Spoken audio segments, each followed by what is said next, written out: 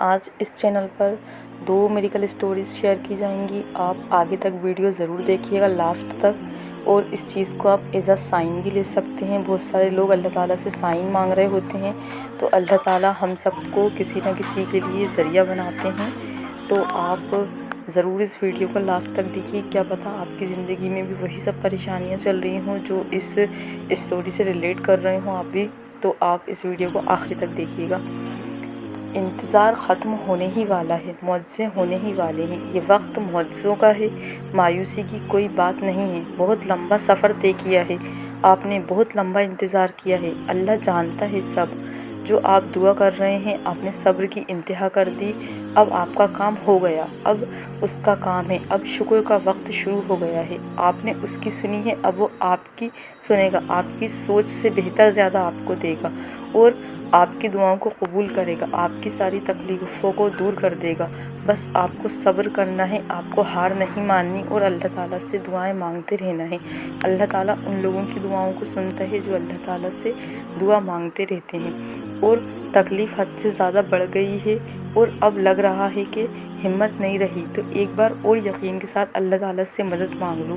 وہ تمہارے لیے کیسے آسانیاں پیدا کر دے گا، تمہیں سمجھ بھی نہیں آئے گا، تم حیران رہ جاؤ گے۔ بس اپنے اللہ پر بھروسہ رکھنا، اللہ وہاں سے راستے بنا دیتا ہے جہاں سے ہم گمان بھی نہیں کر سکتے۔ بس آپ صبر رکھیں اور اپنی سبھی مشکلات کو اللہ تعالیٰ کے حوالے کر دیں، اور اللہ تعالیٰ کو بتائیں۔ اللہ تعالیٰ بڑا ہی رحیم ہے اور کریم ہے۔ وہ رب تمہاری ہر مشکل کو بہترین وقت میں دور کر دے گا، اور پھر اللہ تمہیں ایسے خوش کر دے گا جیسے تم کبھی غمگین تھے ہی نہیں۔ اور جب تمہارے دل سے کسی چیز کا خیال نہیں نکلتا، تو وہ اللہ تعالیٰ اس چیز کو ضرور تمہارے لیے حقیقت بناتا ہے۔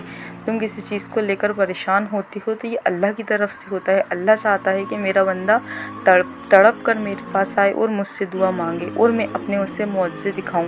یہ اللہ تعالیٰ بندے کو اپنے قریب کرنے کے لیے کرتا ہے۔ اللہ تعالیٰ بندے کو اپنے قریب اس لیے کرنا چاہتا ہے کیونکہ ہم اپنے خوشی کے دنوں میں تو اللہ تعالیٰ کو بھول ہی جاتے ہیں، اور ہم گناہوں کی زندگی گزار رہے ہوتے ہیں۔ تو اللہ تعالیٰ ہم سے محبت کرتا ہے، اللہ تعالیٰ وہ چیز ہم سے لے لیتا ہے جس سے ہم بہت محبت کرتے ہیں۔ پھر اللہ تعالیٰ ہمیں اپنے قریب کرتا ہے، اور اپنے قریب کرنے کے بعد اللہ تعالیٰ ہمیں وہ چیز لوٹا دیتا ہے۔ یہ اللہ تعالیٰ کے معجزے ہوتے ہیں۔ السلام علیکم۔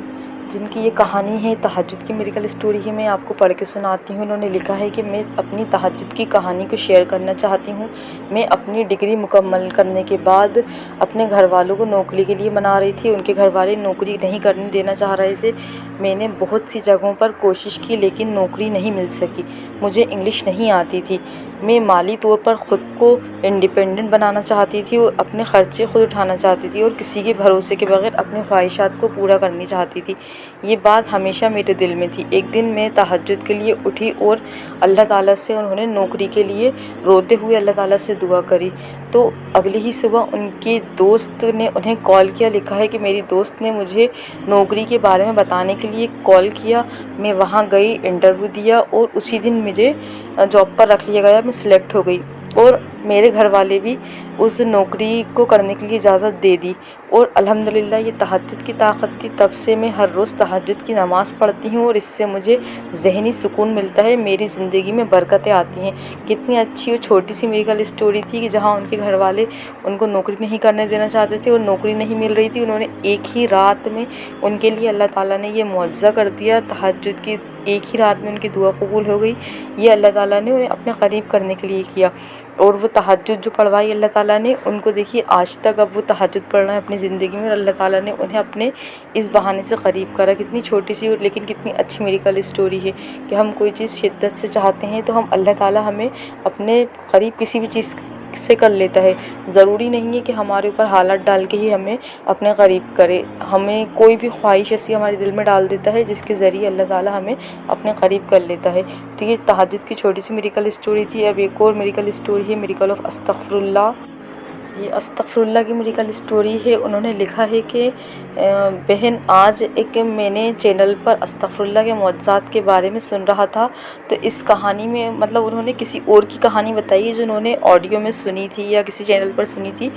انہوں نے لکھا ہے کہ اس کہانی میں وہ عورت نے بتایا کہ کس طرح استغفار پڑھنے سے انہوں نے اپنے والد کو ٹھیک کرنے میں مدد کری۔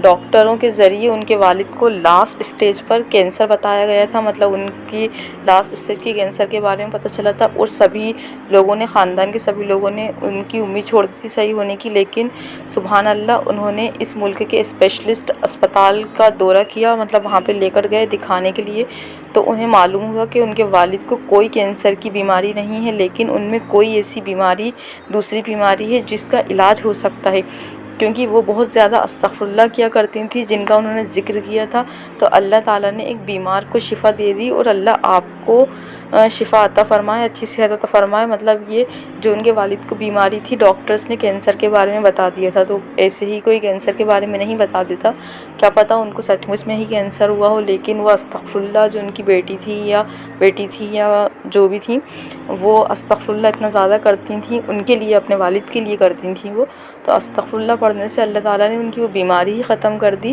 جس کا علاج نہیں تھا، اور ایسی بیماری ان کو بتائی کہ جس کا علاج ہو سکتا ہے، اور یہ استغفر اللہ کی برکت سے ہوا ہے۔ تو اللہ تعالیٰ دیکھیے کیسے کیسے لوگوں کی زندگیوں میں میریکل کرتے ہیں، تو ہم تو ایسے پریشان ہو جاتے ہیں ہماری چھوٹی چھوٹی پریشانیوں کو لے کر، کینسر کی بیماری بہت بڑی بیماری ہوتی ہے، تو وہ جب اللہ تعالیٰ ٹھیک کر سکتے ہیں تو اللہ تعالیٰ آپ کی پریشانیوں کو ختم نہیں کر سکتے۔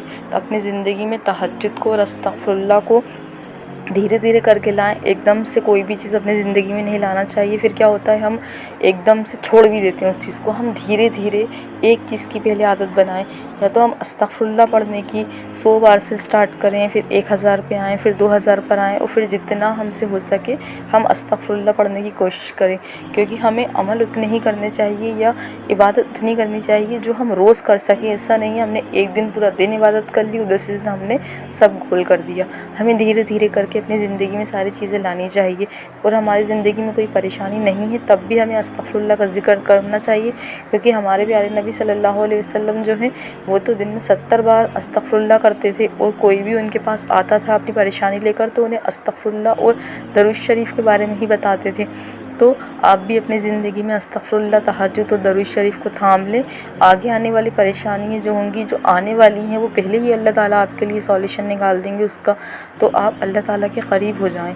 آپ دنیا والوں سے مانگنے سے اچھا ہے کہ آپ اللہ تعالیٰ کے قریب ہو جائیں، اللہ تعالیٰ سے دعائیں مانگیں، اللہ تعالیٰ سے اگر آپ کوئی گناہ نہیں بھی کرتے تو آپ اللہ تعالیٰ سے معافی مانگیں، کیونکہ ہم سے گناہ ہو جاتے ہیں، کیونکہ ہم آدم کی اولاد ہیں، ہم انسان ہیں، ہم سے گناہ ہو جاتے ہیں، اور ہمیں لگتا ہے کہ یہ گناہ نہیں ہے، ہم مذاق میں جھوٹ بول دیتے ہیں، ہم کسی کا مذاق اڑا دیتے ہیں، ہم چھوٹے چھوٹے گناہ کر دیتے ہیں، اور ہم ان کو اتنا لیتے بھی نہیں ہیں دماغ پہ کہ ہم نے کوئی گناہ کیا ہے، تو یہ سارے گناہ جو ہوتے ہیں وہ استغفر اللہ پڑھنے سے ہمارے معاف ہو جاتے ہیں۔ اور ایسا نہیں ہے کہ ہم سوچیں ہم نے گناہ کر لیے، چھوٹے موٹے بھی ہم نے مذاق کر لیا، جھوٹ بول دیا اور کسی کو تکلیف دے دی تو ہمارے گناہ ہم استغفر اللہ پڑھنے سے معاف کروا لیں گے، ایسا نہیں ہے۔ اگر ہم استغفر اللہ پڑھ رہے ہیں تو ہم ان گناہوں سے بھی بچیں، ایک دم سے ہمارے گناہ بھی نہیں چھوٹتے ہیں معلوم ہے، لیکن دھیرے دھیرے ان سے بھی بچیں کہ ہم استغفر اللہ پڑھ رہے ہیں، تو اللہ تعالیٰ ہمیں ان چھوٹے چھوٹے جو روز ہم سے گناہ ہو جاتے ہیں تو ان کو بھی ہمیں دھیرے دھیرے ہماری زندگی سے ختم کر دیں۔ اللہ تعالیٰ آپ کی ساری پریشانیوں کو دور کر دے گا، اور جو لوگ میڈیکل اسٹوریز سن رہے ہیں تو وہ سب کے لیے دعا کریں کہ جو لوگ بھی پریشان ہیں اللہ تعالیٰ ان کی پریشانیوں کو دور کر دے۔ فلسطین کے لوگ جو اس وقت بہت پریشان ہیں، اگر ہمارے پاس کوئی پریشانی نہیں ہے ہمارے لیے تو ہم استغفر اللہ پڑھ کے، درود شریف پڑھ کے، تہجد پڑھ کے فلسطین والوں کے لیے خوب دعائیں کریں، اللہ تعالیٰ ان کے لیے آسانیاں کرے، کیونکہ وہ ہم سے سوال کریں گے آخرت میں کہ امت کے لوگوں نے ہمارے لیے کچھ بھی نہیں کیا۔ ہم کہنے کے لیے ہمارے پاس ہوگا اللہ تعالیٰ کے ہاں کہ اللہ تعالیٰ ہم ہاتھ پیروں سے تو مدد نہیں کر سکتے تھے لیکن ہم نے ان کے لیے دعا کی تھی۔ تو آپ اپنی دعاؤں میں ہر مظلوم کو یاد رکھیں اور ایک دوسرے کو یاد رکھیں، دعاؤں میں جو لوگ کمنٹ کرتے ہیں ان کے لیے دعا کریں، اور فلسطین کے لوگوں کے لیے خاص طور پر دعا کریں۔